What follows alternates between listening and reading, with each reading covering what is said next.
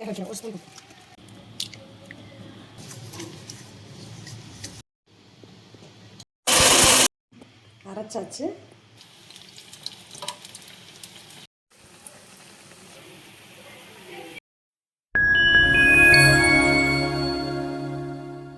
இன்றைக்கி என்ன பார்க்க போகிறோம்னா சக்கரை வள்ளிக்கிழங்கை வச்சு போண்டா செய்ய போகிறோம்.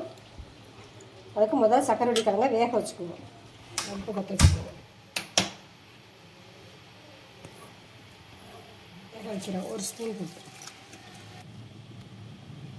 சக்கரை வள்ளிக்கிழங்கு போண்டாவுக்கு தேவையான பொருள் வந்து 1/4 கப்பு வந்து மைதா மாவு எடுத்துருக்கோம். மைதா மாவு தேவைன்னா போட்டுக்கோங்க, இல்லைன்னு சொன்னால் நீங்கள் கோதுமை மாவு போட்டுக்கலாம். 1/4 கப் ரவை, 1/2 கப் வந்து நாட்டு சக்கரை, ஒரு முட்டை, ஒரு செவ்வாழைப்பழம், நீங்கள் எந்த வாழைப்பழம்னாலும் போட்டுக்கலாம், கொஞ்சம் பேக்கிங் சோடா.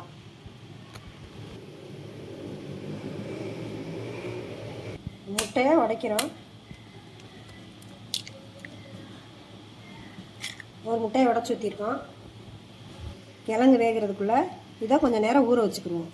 ரவை, மைதா மாவு, நாட்டு சக்கரை,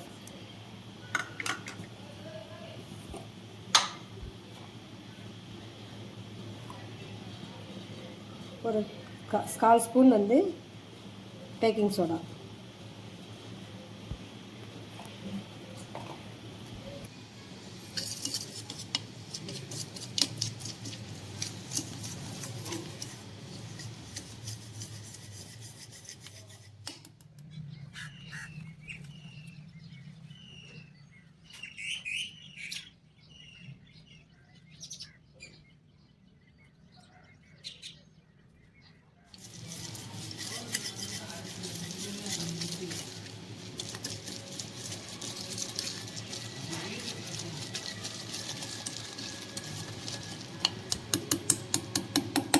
நல்லா அப்படி மிக்ஸ் பண்ணிக்கோங்க.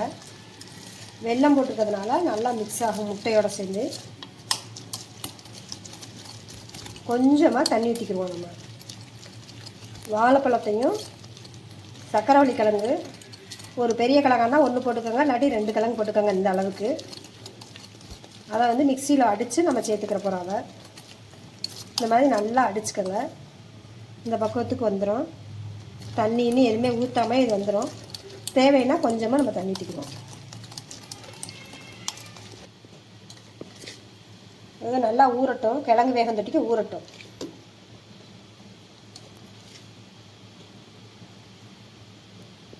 வாங்க, வெந்துருச்சு.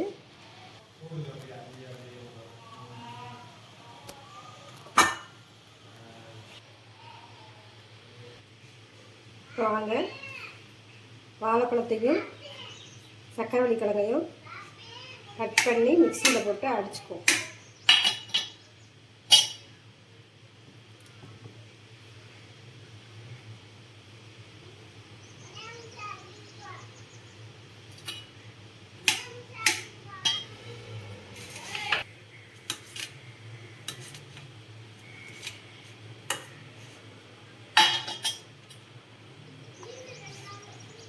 மிக்சியில் அரைச்சிட்டு வந்து பார்ப்போம். அடுப்பை பற்ற வச்சுக்குவோம். கடலெண்ணெய் தான் ஊற்றுறோம். கடலெண்ணெயில் தான் பொரிக்க போகிறோம்.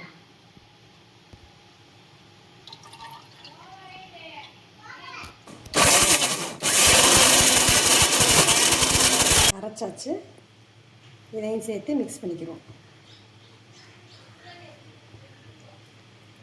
நம்ம கிழங்குக்கு கொஞ்சோண்டு உப்பு போட்டிருக்கிறதுனால உப்பு தேவையில்லை. இனிப்பு போண்டா தான் செய்ய போகிறோம். நாட்டு சர்க்கரையும் கம்மியாக தான் போட்டிருக்கோம். இதில் இருக்க வாழைப்பழத்தில் இருக்க இனிப்பு அதனால் வந்து எல்லாமே கரெக்டாக இருக்கும்.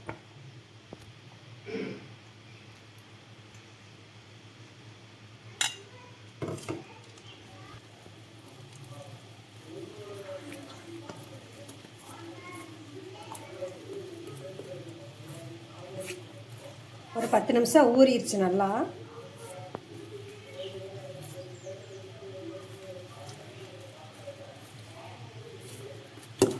ரொம்பவும் கெட்டியாக இல்லாமல் கொஞ்சம் தான் இருக்கணும், கொஞ்சமாக தண்ணி ஊற்றிக்கணும்.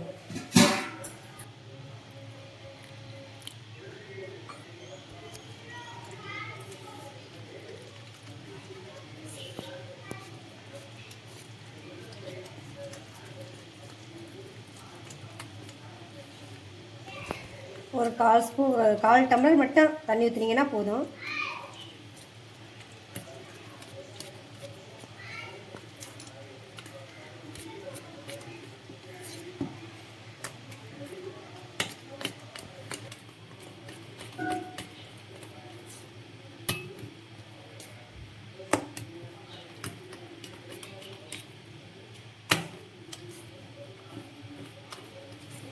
வாங்க, எண்ணெய் மிதமான சூட்டில் இருக்குது, போண்டாக போகும்.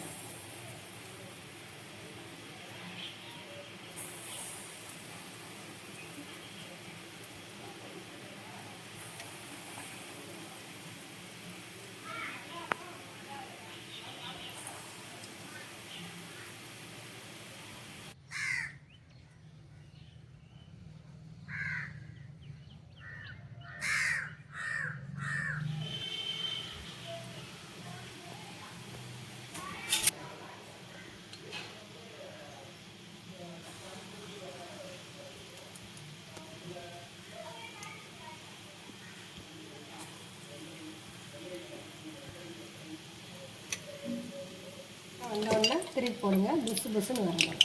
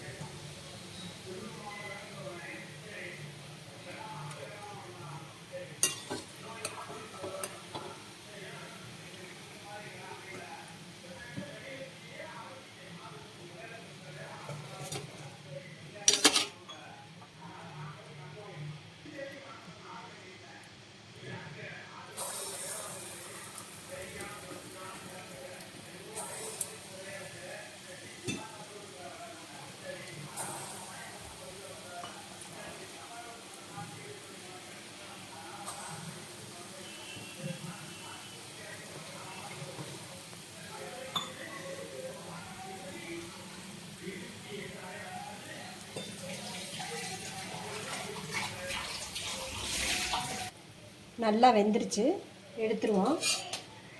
நல்லா பொசு பொசுன்னு போண்டா ரெடி.